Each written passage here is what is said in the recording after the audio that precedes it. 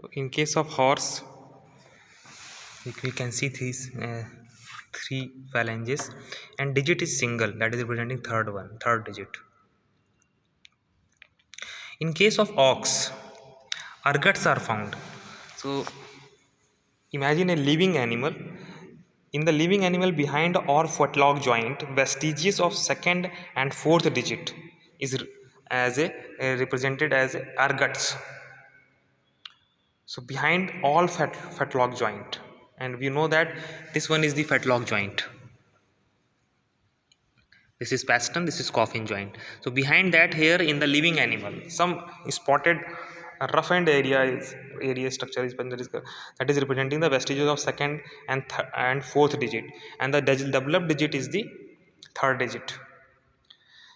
And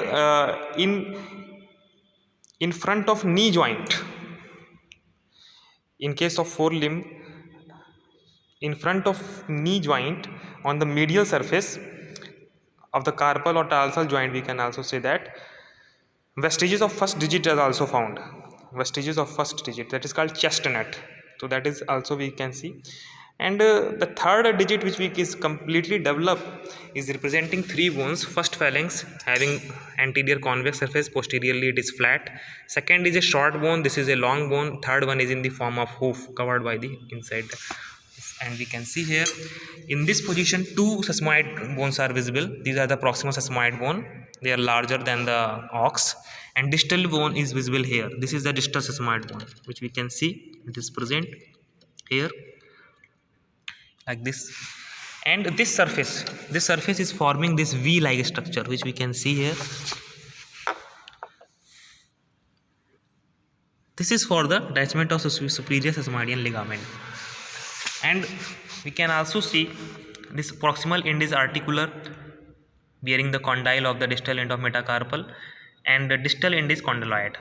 Second phalanx is also having proximal end which is articular surface, which having in the mid we can see the groove.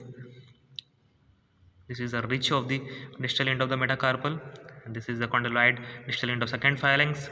Then here we can see the three surface. In case of horse, only three surfaces are visible in the third phalanx, while in case of ox we have seen four surfaces, because here only one digit is visible. So that is why this is the which we can see here. This one is the articular surface, and lower than is the that is the solar surface, and this one is the anterior surface. So these are the structures all about the horse digits.